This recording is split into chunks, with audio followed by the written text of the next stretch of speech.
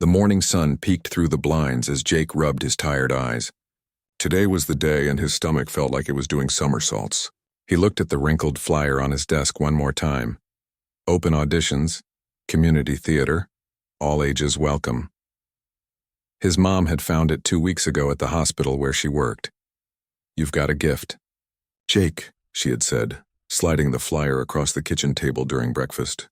"You should give it a try." Jake hadn't wanted to. The idea of standing in front of strangers made his hands sweat. But the look in his mom's eyes, that mix of hope and pride, was something he hadn't seen much since Dad died last year. So he nodded and took the flyer, even though he was sure he'd be the worst one there. Now, sitting on the edge of his bed, Jake wondered if he could just pretend to be sick. His mom would understand, wouldn't she? But then he remembered how she'd come home late last night after a double shift, still taking time to help him practice his lines. Jake sighed and got up. He couldn't let her down. The small bathroom mirror reflected a skinny 12-year-old with messy brown hair that never seemed to stay in place. Jake splashed cold water on his face, trying to wash away the nervous feeling in his chest. "You can do this," he whispered to himself, not really believing it. Downstairs, his mom was already up, making pancakes shaped like stars, their special tradition for important days. "There's my star," she said, sliding a plate toward him. Her eyes had dark circles underneath them, but her smile was bright. "Ready for your big day?" Jake nodded, not trusting his voice. The pancakes looked good, but his stomach felt too tight to eat much. "I made you a lunch," she said, pointing to a paper bag on the counter, "and I ironed your blue button-up shirt, the one that brings out your eyes." "Thanks, Mom." Jake managed to eat half a pancake before pushing his plate away. "Do you really think I can do this?" His mom set down her coffee mug and came around the table. She knelt beside his chair, looking straight into his eyes. "Jake, do you remember last month when you read that story to Mrs. Chen's class?" Jake nodded. His teacher had asked him to read a section from a book they were studying, and afterward, even the kids who usually made fun of him had said he made the story come alive. "You have a gift for bringing words off the page," his mom continued. "Just like your dad did." At the mention of his dad, Jake felt his throat tighten. Before he got sick, Dad used to make up the most amazing bedtime stories, giving each character a different voice. "I'm not as good as Dad was," Jake said quietly. "You're different, but just as special," his mom replied, squeezing his hand. "And you'll never know what you can do unless you try." An hour later, Jake stood outside the community center, clutching his script in sweaty hands. Kids and teenagers streamed past him through the double doors, many accompanied by parents who carried professional-looking portfolios and garment bags with costumes. Jake glanced down at his simple blue shirt and jeans. His script was just printed papers stapled together, already crumpled from how tightly he'd been holding them. Maybe this was a mistake, he mumbled to himself. Just then, a boy about his age stumbled on the steps, dropping his things. While others simply walked around him, Jake hurried over to help. "Thanks," the boy said as Jake handed him a water bottle that had rolled away. "I'm so nervous I can barely function." "I'm Liam, by the way, Jake," he replied. "And yeah, same. I've never done anything like this before." Liam's eyes widened. "Never? This is my 5th audition this year. My mom says I need to build my resume if I want to get into the good performing arts high schools." Jake just nodded, feeling even more out of place. "Who's your coach?" Liam asked. "My coach? Yeah, your acting coach? Or are you more into musical theater? My vocal coach says my range is exceptional for my age." Liam didn't wait for Jake to answer. "Have you heard about director Donovan? Everyone says he's brutal at auditions." Jake shook his head. "My sister auditioned for him last year and said he made 3 kids cry before lunch." Liam continued. "But if you get cast, it looks amazing on your resume. He's worked with some big names." Just then, a girl with perfectly braided hair rushed up to them. "Liam, they're letting people sign in now. Come on." Before following her, Liam turned back to Jake. "Good luck. You're going to need it." Inside, the community center lobby had been transformed into a waiting area. A long table staffed by adults with clipboards blocked the hallway leading to the auditorium.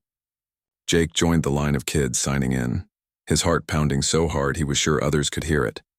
When he reached the front, a woman with kind eyes looked up at him. "Name?" "Jake Martinez." She scanned her list. Martinez.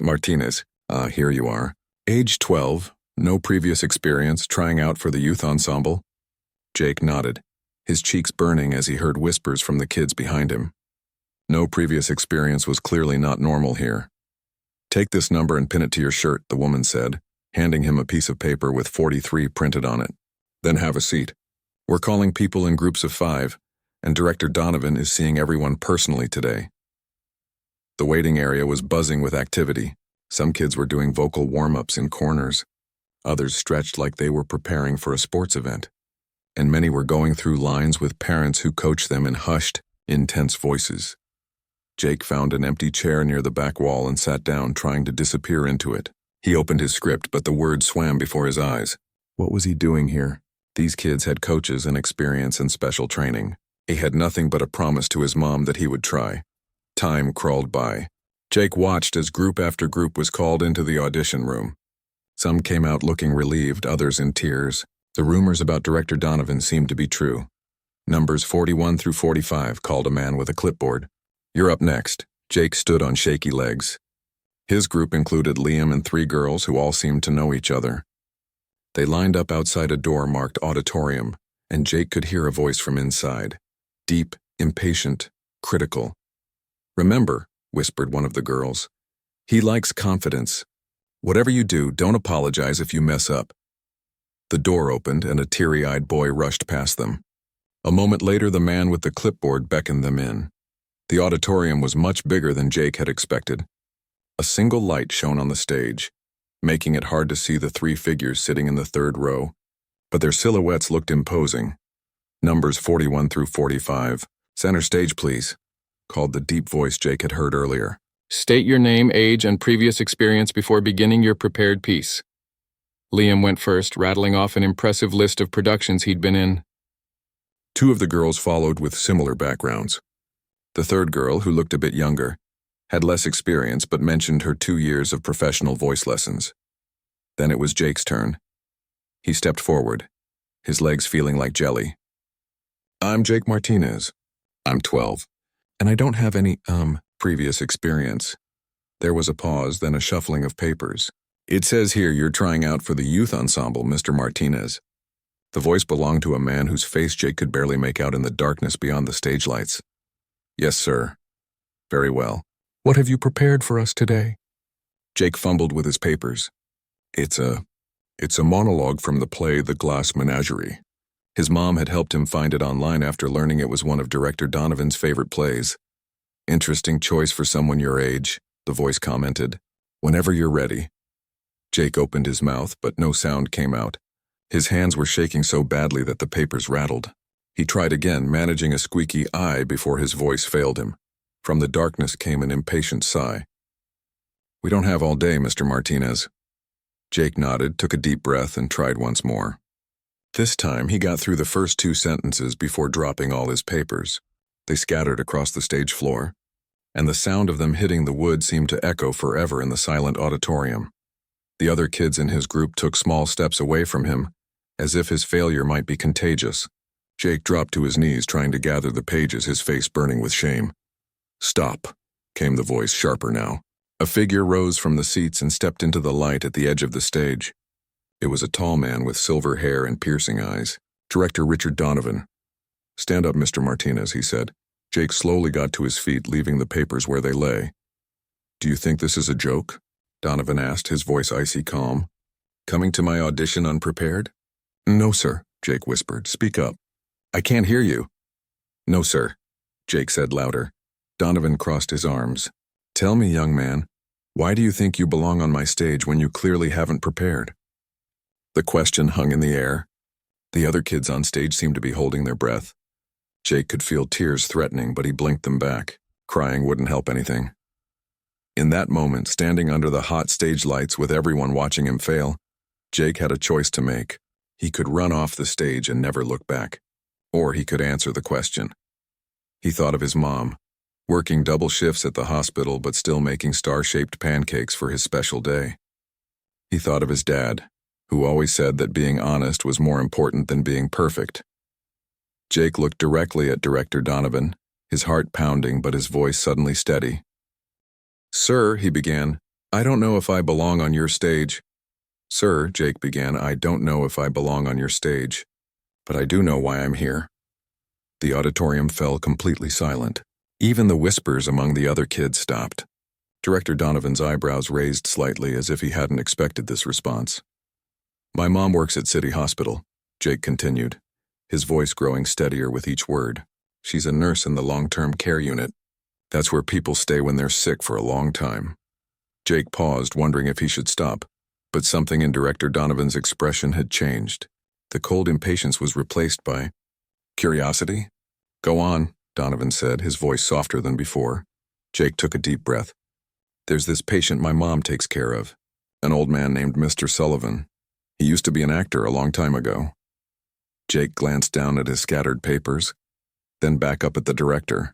He can't talk much anymore because he had a stroke, but my mom reads to him sometimes when her shift is slow. She says his eyes light up when she reads plays, especially Shakespeare. One of the other people sitting in the audience leaned forward, but Donovan held up his hand, silencing any interruption. Last month, Mom took me to the hospital on Take Your Child to Work Day, Jake continued. She introduced me to Mr. Sullivan. His room has all these old pictures on the wall, him in different costumes on different stages. Mom asked if I would read to him while she checked on another patient. Jake's hands had stopped shaking now. The stage lights felt less hot, less blinding. I read from Romeo and Juliet because that's what Mom had been reading to him. And something amazing happened. When I got to a certain part, the balcony scene, Mr. Sullivan started mouthing the words along with me. He couldn't speak them out loud, but he remembered them, every single one. Jake looked directly at Director Donovan. Mom says that's what good acting does. It says things that stick with people forever, even when everything else fades away. That's why I'm here. Not because I think I belong on your stage, but because I want to learn how to do that. How to say words that matter that much. The silence that followed seemed to stretch forever. Director Donovan stood perfectly still, his expression unreadable. Then he turned to the other panel members. Take a 15-minute break, he said to them. To the kids on stage, he added, You four can go. Except you, Mr. Martinez, I'd like you to wait. Liam shot Jake a look of surprise mixed with sympathy as he left the stage. The girls whispered among themselves, glancing back at Jake as they exited. Soon, Jake was alone on the stage with Director Donovan, who had climbed the steps to join him.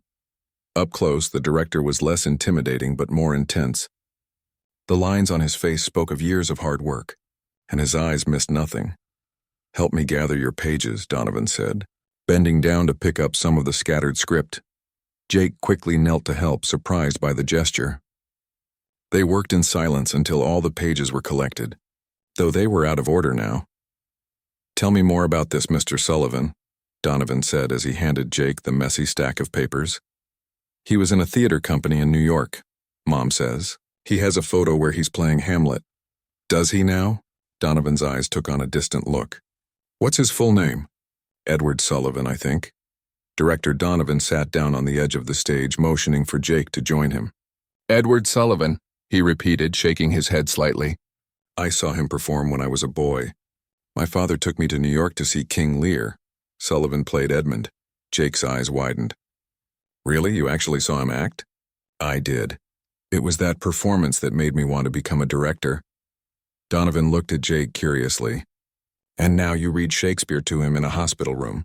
Life has a strange way of coming full circle. Jake wasn't sure what to say to that, so he just nodded. Do you know why I'm so hard on these kids during auditions? Donovan asked suddenly. Jake hesitated. Because you only want the best ones? Because theater is hard, Donovan corrected. It demands everything from you. Your mind, your heart, your soul. It's not a place for people who aren't committed. He looked at Jake's crumpled script. Most kids come in here with years of lessons and coaches, but they're just going through the motions. They've been taught to perform, but not why performance matters. He stood up, pacing slowly across the stage. Your technical skills are, well, let's be charitable and say undeveloped. But you understand something that many trained actors never grasp. The purpose of theater. It's about connection, about preserving what matters in human experience.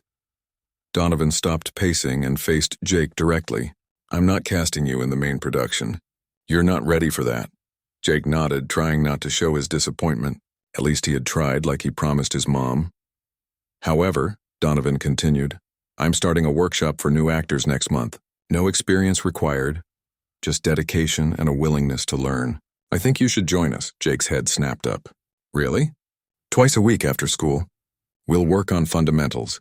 Voice projection, movement, emotional recall. It won't be easy, and I'll expect your best effort every time. Yes, sir. I mean, thank you, sir. Jake couldn't believe what he was hearing. Don't thank me yet, Donovan said, a hint of a smile softening his stern face. You might not feel so grateful once we start the work. And I expect you to keep visiting Mr. Sullivan. Read him the plays we'll be studying. His ear for language was legendary. You could learn a lot just by watching which passages move him. Jake nodded eagerly. I will, I promise. Donovan glanced at his watch. The others will be back soon. Leave your contact information with Ms. Patel at the sign-in table. I'll be in touch about the workshop schedule. As Jake turned to go, Donovan added, And Jake, don't tell the other kids about our conversation. I have a reputation to maintain. For the first time that day, Jake smiled. Your secret's safe with me, Mr. Donovan. Outside the auditorium, Liam was waiting, bouncing nervously on his toes. What happened? Did he yell at you more? My sister says he once made a kid do 20 push-ups on stage for dropping a prop. No push-ups, Jake said, still dazed by the unexpected turn of events. He just wanted to... Give me some advice. Liam looked skeptical. Donovan doesn't give advice. He gives orders and criticisms. Jake shrugged. Maybe I caught him on a good day. As they walked toward the sign-in table, Liam kept chattering about his own audition, but Jake was only half listening. His mind was on the workshop, on Mr. Sullivan, on his mom's face when he told her what had happened. Jake gave his information to Ms. Patel as instructed, then headed outside. The afternoon sun felt warm on his face after the dark auditorium. His phone buzzed with a text from his mom. How did it go? On my break now. Jake stared at the phone, wondering how to explain everything in a text. Finally, he just wrote, Can I tell you in person? It's a long story, but good, I think. Her reply came quickly. Can't wait to hear. Making your favorite dinner tonight, spaghetti and meatballs. So proud of you no matter what happened. Jake smiled, putting the phone back in his pocket. As he started the walk home, his mind replayed the strange events of the day. He had gone to the audition certain he would fail, and in a way he had. He hadn't been cast in the play. But somehow he had gained something more valuable than a part in a production. He thought about Mr. Sullivan, mouthing Shakespeare's words from a hospital bed, words that had stayed with him through all the years and illness. And he thought about director Donovan, who had seen Sullivan perform decades ago and still remembered it clearly enough to shape his entire life around theater. Words that matter. That's what Jake wanted to learn to speak. The workshop wouldn't be easy. Donovan had made that clear. But Jake had survived the most frightening audition imaginable and come through it. Whatever challenges lay ahead, he would face them. By the time Jake reached his neighborhood, his steps had a new confidence. The scattered script pages in his backpack didn't feel like evidence of failure anymore, but like the first chapter of a new story. His story. He turned onto his street, rehearsing how he would tell his mom about everything that had happened. Not just the workshop invitation, but the connection to Mr. Sullivan, the glimpse he'd gotten of why theater mattered to people like Donovan. As Jake reached his front door, he realized something surprising. He couldn't wait to go back to that stage. Despite the fear, despite dropping his script, despite Donovan's intimidating presence, or maybe because of all those things, Jake had discovered something important about himself today. He belonged in that world of words and emotions and connections. Not because he was naturally talented or well-trained, but because he understood what theater was really for. Jake took a deep breath and opened his front door, ready to begin the next act. Mom, he called, you're never going to believe what happened today. 2 weeks had passed since the audition, and Jake sat on a plastic chair outside Mr. Sullivan's hospital room, waiting for his mom to finish checking the old man's vital signs. He flipped through the worn copy of A Midsummer Night's Dream that director Donovan had given him for the workshop. Their first session was tomorrow, and Jake had been reading whenever he could, on the bus during lunch breaks before bed. You can come in now, his mom called from inside the room. Jake tucked the book under his arm and entered. The hospital room was small but bright, with afternoon sunlight streaming through the window. Mr. Sullivan lay propped up on pillows, his thin white hair neatly combed. The walls around him were covered with faded photographs, younger versions of himself in elaborate costumes, standing on various stages accepting awards. "Look who's here. Ed," Jake's mom said cheerfully as she adjusted the IV drip. "Jake's come to read to you again." Mr. Sullivan's eyes, bright blue and alert despite his frail body, fixed on Jake. He couldn't smile properly because of his stroke, but one corner of his mouth lifted slightly, his way of showing he was happy. "Hi, Mr. Sullivan," Jake said, pulling the visitor's chair closer to the bed. "I brought something new today. It's a Midsummer Night's Dream. Have you ever been in it?" The old man blinked once deliberately, their signal for yes. "Really? Which part did you play?" Mr. Sullivan slowly raised 3 fingers. 3 parts? Jake guessed. Another deliberate blink. Jake's mom looked up from her clipboard. Ed was famous for his versatility. He probably played multiple characters. Jake nodded, impressed. "That's amazing. I'm learning about that play now. Actually." He hesitated, then decided to share his news. "I got invited to a special workshop with director Richard Donovan. Do you know him?" Mr. Sullivan's eyes widened slightly and he blinked several times in quick succession. "I think that's a yes," Jake's mom laughed. "Ed gets excited when he recognizes names. Director Donovan said he saw you perform once when he was a kid. He said you were playing Edmund in King Lear, and that watching you made him want to become a director." Mr. Sullivan's eyes glistened suddenly with tears. He tried to lift his hand, but the movement was shaky. Jake carefully took the old man's hand in his own. "I told Director Donovan about reading to you, and how you remembered all the words to Romeo and Juliet. That's why he invited me to his workshop, even though I messed up my audition really badly." Jake smiled. "So I guess it's kind of thanks to you that I got in." Jake's mom finished her tasks and touched her son's shoulder. "I need to check on a few other patients. Will you be okay here for a bit?" "Sure, Mom. Just press the call button if Ed needs anything." She smiled at both of them before leaving the room. Alone with Mr. Sullivan, Jake opened A Midsummer Night's Dream to the first page. "I'm supposed to read this whole play before tomorrow's workshop. Director Donovan says understanding the entire story is important, even if we're only working on small parts of it." He cleared his throat and began to read. The words felt strange on his tongue at first, old-fashioned and complicated, but as he continued, they began to flow more naturally. Jake tried different voices for different characters, watching Mr. Sullivan's reactions to see which ones worked best. Whenever Jake got to a particularly famous line, Mr. Sullivan would move his lips silently along with the words. During one fairy scene, the old actor even raised his hand slightly, as if remembering a gesture that went with the speech. After about half an hour, Jake paused to rest his voice. "This is harder than it looks," he admitted. "How did you remember so many lines for so many different plays?" Mr. Sullivan made a motion with his fingers like turning pages. "Practice?" Jake guessed. "Lots of reading?" A blink, yes. "I'm kind of nervous about tomorrow," Jake confessed. "The other kids in the workshop will probably have a lot more experience than me. Liam, this boy from my audition, he's been in the workshop for months already. He says Director Donovan is super strict." Mr. Sullivan's eyes seemed to smile, though his mouth couldn't. "Were you nervous when you performed? Even after you got famous?" The yes blink came quickly. "Really? But you were so good. Director Donovan still remembers seeing you after all these years." Mr. Sullivan raised his hand again, this time placing it over his heart. Jake thought for a moment. "You mean, you put your feelings into it? The nervous feelings too?"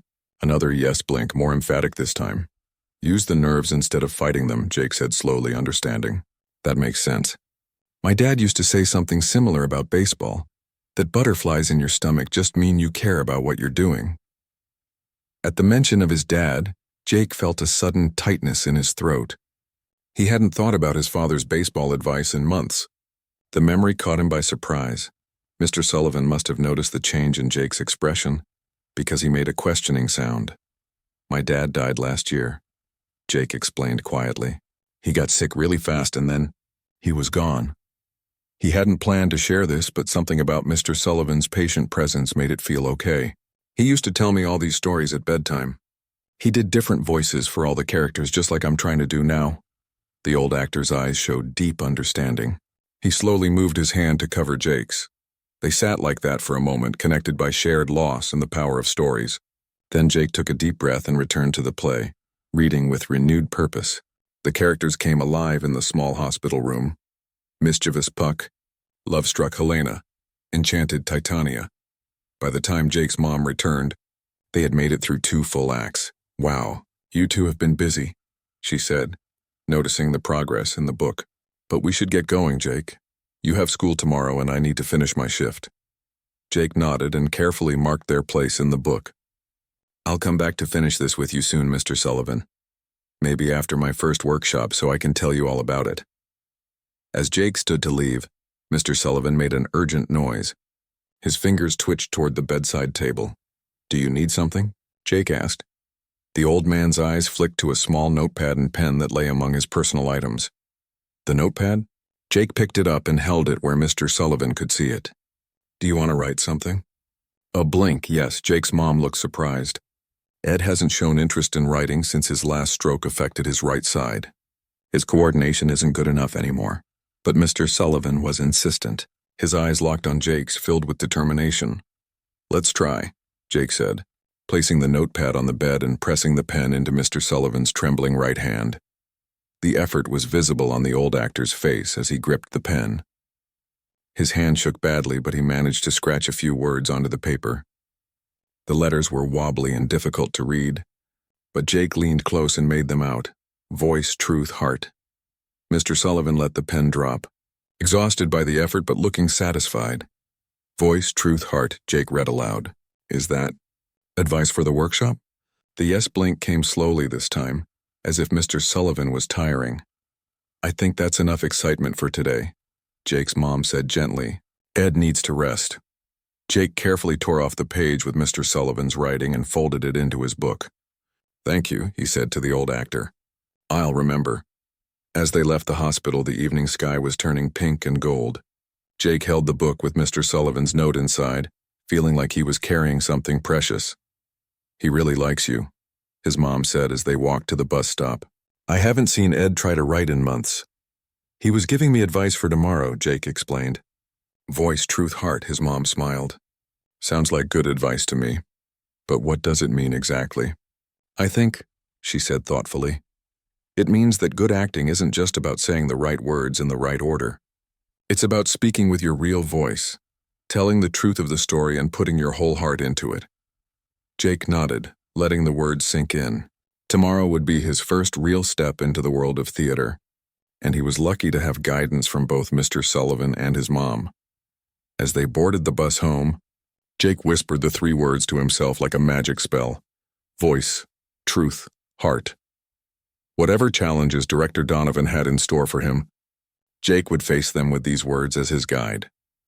The bus pulled away from the hospital, carrying Jake toward home and tomorrow's workshop, while behind them, in a quiet room filled with fading photographs, an old actor drifted off to sleep, dreaming perhaps of his days on stage and the young boy who was just beginning his journey. Jake stood outside the community theater's side entrance, his heart pounding. A handwritten sign on the door read, "Donovan Youth Workshop, 4:30 p.m. It was 4:15 and he was early, but Jake couldn't bring himself to go inside yet. Instead, he paced back and forth on the sidewalk, clutching his copy of A Midsummer Night's Dream and repeating Mr. Sullivan's words under his breath. Voice, truth, heart. The door swung open, making Jake jump. A tall girl with curly hair poked her head out. "Are you here for the workshop?" she asked. "I saw you pacing through the window. You look like you're about to face a firing squad." Jake nodded, embarrassed. "That obvious, huh? First time with Donovan?" The girl stepped outside fully now. She wore black leggings and a faded theater camp t-shirt. "I'm Zoe, second-year workshop student." "Jake, and yeah, first time." He shifted nervously from foot to foot. "Is it as scary as everyone says?" Zoe laughed. "Worse, probably. But in a good way." She held the door open. "Come on in. Being early makes a good impression." The side entrance led directly into a small rehearsal room. Folding chairs had been arranged in a circle, with an open space in the middle. A few kids were already there, stretching or reviewing notes. Jake recognized Liam, who gave him a surprised wave. Didn't know you made it into the workshop, Liam said as Jake approached. Donovan didn't cast you in the show, but he invited you here? Before Jake could respond, the door to the main theater opened and Director Donovan strode in. The room fell instantly silent. Donovan wore all black, just like at the audition, but without the intimidating clipboard. He scanned the room, his sharp eyes taking in each face. When he saw Jake, he gave a slight nod. "Welcome, everyone," Donovan said. "For those joining us for the first time, this is not a typical drama class. I don't give gold stars for effort, and I don't coddle fragile egos. We are here to work." He moved to the center of the circle. Theater is truth in the midst of artifice. It is life concentrated and magnified. Our job is to hold up a mirror to humanity, to show people themselves in all their glory and their shame. Jake listened, transfixed. Donovan spoke with such intensity that Jake could almost see the words hanging in the air. "Today we begin with the basics, physical awareness." Donovan clapped his hands sharply. "On your feet, everyone. Form a circle." The next hour was unlike anything Jake had experienced. Donovan led them through exercises that seemed simple but weren't. Walking naturally across the room while being observed. Standing perfectly still for 3 minutes. Mirroring another person's movements exactly. Each task required complete focus and awareness. "Martinez," Donovan called during the mirroring exercise. Jake had been paired with Zoe, trying to match her movements exactly. "You're anticipating. Don't guess what she's going to do next. React to what she's actually doing." Jake nodded, sweat beading on his forehead from concentration. He took a deep breath and focused harder on Zoe's subtle movements. "Better," Donovan said after watching them for another minute. "You're actually seeing her now, not just looking." By the end of the warm-up exercises, Jake's muscles ached from maintaining unusual positions, and his mind felt stretched in new directions. "Take 5 minutes," Donovan announced. "Water, bathroom, whatever you need. Then we start text work." As the group dispersed briefly, Liam sidled up to Jake. "How'd you get Donovan to let you in?" "My parents had to donate to the theater fund before he'd even consider me." Jake shrugged. "I guess he saw something during my audition." Liam looked skeptical but didn't push further. When they regathered, Donovan held up a copy of A Midsummer Night's Dream, the same play Jake had been reading to Mr. Sullivan. "This will be our focus for the next few weeks," Donovan explained. "Not because we're producing it. The main company is doing that in the spring, but because it contains everything. Comedy, drama, magic, love, jealousy, transformation. Shakespeare gives us the full range of human experience in one text." He assigned each student a short passage to prepare. Jake received Puck's final speech, only a few lines, but important ones. "You have 15 minutes to work on your own," Donovan instructed. "Think about what your character wants. What's their purpose in speaking these words? How do the words themselves give you clues about how they should be delivered?" Jake found a quiet corner and read his passage repeatedly, trying to understand what Puck, a mischievous fairy, was feeling at the end of the play. The words were like a puzzle, beautiful but mysterious. After the preparation time, Donovan had each student perform their passage while the others watched. Some kids were clearly experienced, delivering their lines with confidence and flair. Others stumbled over Shakespeare's language, making it sound stiff and unnatural. Finally, it was Jake's turn. He stood in the center of the circle, heart hammering, Mr. Sullivan's 3 words echoing in his mind. "If we shadows have offended," Jake began, his voice barely above a whisper. "Think but this. And all is mended." "Stop," Donovan interrupted. "Martinez, who is Puck talking to?" Jake froze. The audience?" "Exactly." "And where is this audience?" Jake looked around uncertainly. "Out there," he gestured vaguely. "Yes, not inside your shirt collar." Donovan moved closer. "You're hiding your voice. Puck isn't ashamed or afraid. He's a trickster addressing the audience directly, asking for forgiveness with a wink and a smile." Jake nodded, embarrassed. "Again," Donovan said. "But this time, imagine you've just played the best prank ever and now you're asking your friends not to be mad at you. Can you feel that energy?" Jake thought about it. He'd never pulled a major prank, but he had once accidentally broken his mom's favorite coffee mug and had to apologize. He remembered the mix of guilt and hope he'd felt, wanting so badly to be forgiven. Taking a deep breath, he tried again, channeling that memory. "If we shadows have offended, think but this. And all is mended." His voice was stronger now, more present, and he looked directly at the other students as he spoke. that you have but slumbered here. While these visions did appear, as Jake continued, something strange happened. The words stopped feeling like someone else's script and started feeling like his own thoughts. He wasn't just reciting, he was actually asking for understanding, for forgiveness, for applause. His hands moved naturally to emphasize certain words, and his face expressed the playful, slightly apologetic tone of someone who knew they'd caused a bit of mischief but hoped you'd enjoyed it anyway. When he finished with, "Give me your hands. If we be friends, and Robin shall restore amends." The room was quiet. Jake stood awkwardly, unsure if he'd done well or terribly. Donovan studied him for a long moment. "What happened just now, Martinez?" Jake struggled to find words. I don't know. I just suddenly understood what he was trying to say, and it felt real." Donovan nodded slowly. "That, everyone, is the difference between reciting and acting. Martinez just discovered it by accident." He turned to address the whole group. "That moment when the words stop being words on a page and start being thoughts in your mind, that's what we're after." For the rest of the session, Donovan had the students work in pairs, helping each other find that sense of authenticity in their speeches. Jake was paired with Zoe, who was working on Hermia's defiant speech to her father. "How did you do that?" Zoe asked as they practiced.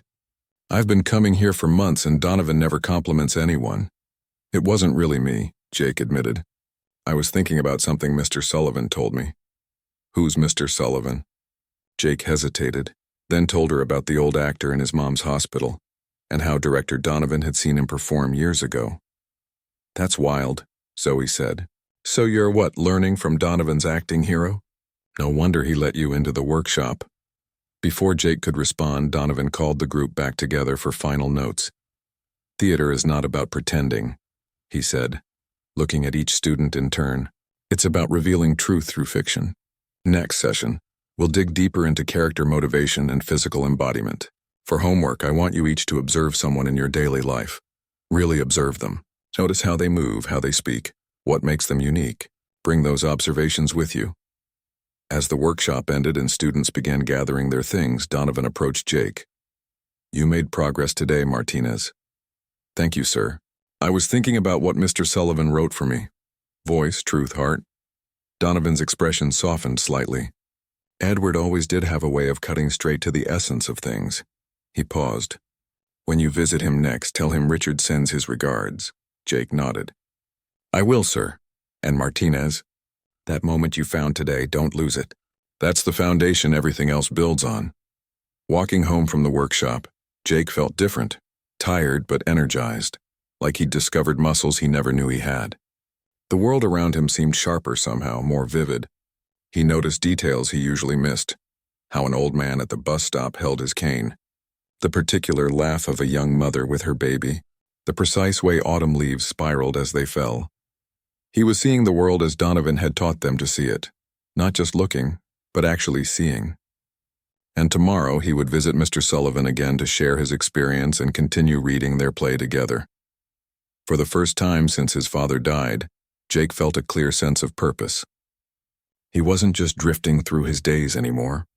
He had found something that mattered to him, something that connected him to people like Mr. Sullivan and even the intimidating Director Donovan. Voice, truth, heart. The words were simple, but Jake was beginning to understand their power, not just for acting, but for living. 3 months had passed since Jake's first workshop with Director Donovan.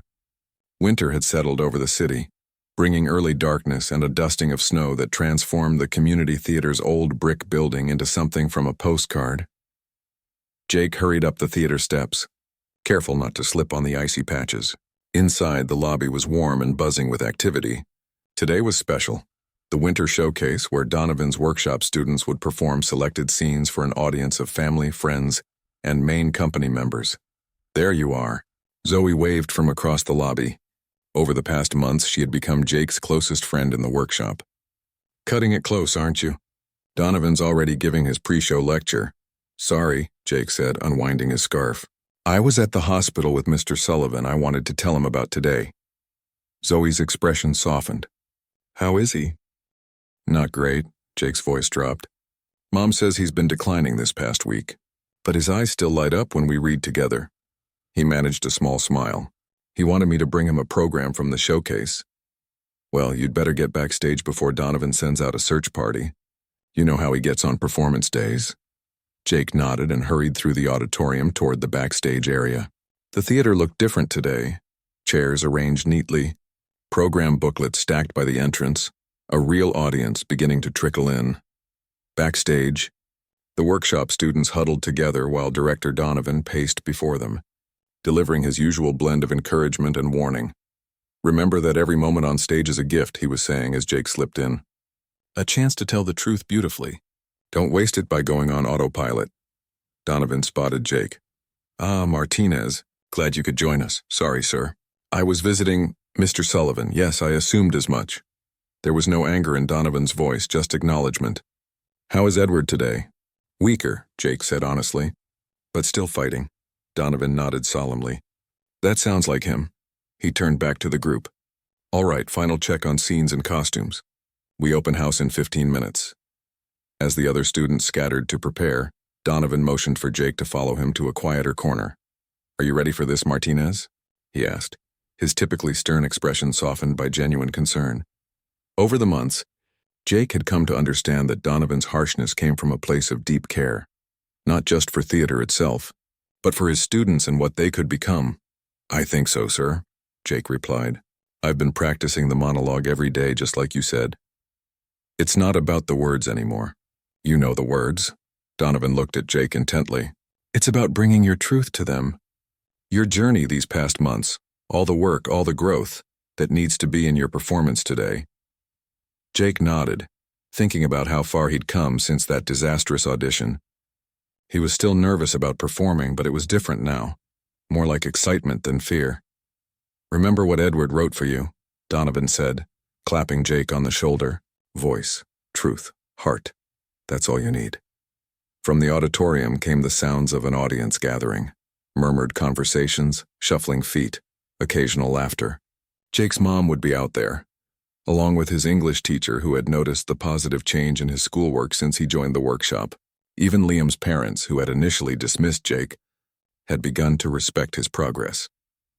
The showcase began with group scenes, moments from A Midsummer Night's Dream that showed off the students' ensemble work. Jake had a few lines in these, but his main contribution was coming later. A solo monologue from Hamlet that Donovan had assigned him just 1 month ago. I'm giving you this because you're ready to be challenged, Donovan had explained when Jake questioned the choice. This speech is beyond your years, but your understanding isn't. You've lived with loss, just as Hamlet has. Now, watching from the wings as his fellow students performed, Jake felt a strange calm settling over him. He thought of Mr. Sullivan in his hospital bed, of his father who would never see him perform, of his mother working double shifts to keep their family going. He would speak to all of them today through Shakespeare's words. Finally, it was Jake's turn. Donovan introduced him briefly. Next, Jake Martinez will perform Hamlet's soliloquy on death and courage, from Act 3, Scene 1. Jake walked to center stage, feeling the lights warm on his face. The audience was a shadowy mass beyond the stage lights, but he knew they were there. He took a deep breath, finding his center as Donovan had taught them. To be or not to be, he began quietly. That is the question. The famous words that had once seemed so distant and formal now flowed through Jake like his own thoughts. As he spoke of the heartache and the 1,000 natural shocks that flesh is heir to, he thought of Mr. Sullivan, whose body was failing him even as his mind remained sharp. When he questioned whether 'tis nobler in the mind to suffer, he remembered his mother's quiet strength through their family's hardest times. Time seemed to slow down as Jake moved through the speech. He wasn't performing for the audience. He was having a conversation with himself about life's most profound questions, and the audience was simply overhearing his thoughts. To sleep, perchance to dream, Jake said, his voice breaking slightly as he thought of his father. Aye, there's the rub. By the time he reached the end of the soliloquy, thus conscience does make cowards of us all, Jake had forgotten he was on stage. There was only the truth of the words and the emotions they carried. When he finished, silence hung in the air for what seemed like an eternity. Then, from the darkness, applause erupted, hesitant at first, then building into something strong and sustained. As Jake's eyes adjusted to the stage lights, he could make out shapes in the audience, people standing, his mother wiping tears from her eyes. Backstage, Donovan waited with an uncharacteristic smile. That, Martinez, is why we do this. The rest of the showcase passed in a blur. After the final bows, audience members mingled with performers in the lobby. Jake's mom hugged him tightly, too emotional for words at first. Dad would have been so proud, she finally whispered in his ear. Others came to congratulate him too. Fellow students, teachers, even a few members of the main company who had watched the showcase. There's someone who wants to meet you, Donovan said, approaching with an elegant older woman. This is Eleanor Winters, artistic director of the Young Actors Conservatory. She's a former colleague of Edward Sullivan's. The woman extended her hand. That was quite a performance, young man. Richard tells me you've only been studying for 3 months? Yes, ma'am, Jake replied, still dazed from the experience of performing. And you've been visiting Edward Sullivan? Reading with him? Jake nodded. He's taught me a lot, even though he can't speak much anymore. Eleanor and Donovan exchanged a look. The conservatory offers scholarships for promising students, she said. Students who understand that acting is more than just pretending. It's about truth and connection. Jake's eyes widened as he realized what she was suggesting. We can discuss details later, Donovan interjected, seeing Jake's overwhelmed expression. Today is for celebrating this moment. As the crowd began to thin, Jake remembered his promise. I need to get a program for Mr. Sullivan. I thought you might, his mom said, holding up a program. I saved an extra one. Can we go see him now? I know visiting hours are almost over, but I think we can make an exception today, she replied with a smile. They said their goodbyes, Jake promising to meet Zoe and the others the next day to celebrate. As they left, Donovan stopped them at the door. Tell Edward, he began, then paused, seeming to search for the right words. Tell him his legacy continues. The hospital was quiet at this hour. Jake's mom, still in her nice clothes from the showcase, led him through the familiar corridors to Mr. Sullivan's room. Outside the door, she placed a gentle hand on Jake's arm. He's had a rough day, she warned softly. Try not to stay too long. Jake nodded and entered the room quietly. Mr. Sullivan appeared to be sleeping, his breathing shallow but steady. The photos on his wall watched over him like memories standing guard. Mr. Sullivan, Jake whispered. It's Jake. The old actor's eyes fluttered open, finding Jake's face. That slight corner of the mouth smile appeared. I brought you something, Jake said, holding up the program. From the showcase. I did the Hamlet soliloquy just like we practiced. Mr. Sullivan blinked once, yes, and guess what? There was a director there from the Young Actors Conservatory. She talked about a scholarship. Jake moved closer to the bed. None of this would have happened without you. And Director Donovan, of course. He sent a message for you. He said to tell you that your legacy continues. Tears formed in Mr. Sullivan's eyes, rolling silently down his weathered cheeks. Voice, truth, heart, Jake said, taking the old man's hand. I understand what you meant now. It's not just about acting. It's about living honestly, speaking from your true self, putting your whole heart into the things that matter. Mr. Sullivan squeezed Jake's hand weakly, the most movement he'd managed in weeks. Outside the window, snow had begun to fall again, soft flakes catching the golden light from the hospital room. Jake sat with Mr. Sullivan in comfortable silence. Two actors from different generations connected by the timeless power of words and the shared understanding of what it means to speak the truth beautifully. In that quiet room, as day faded into evening, Jake realized that his journey wasn't ending with the showcase. It was just beginning. From a frightened boy at an audition to a young actor with a future full of possibilities, he had found not just his voice, but his purpose.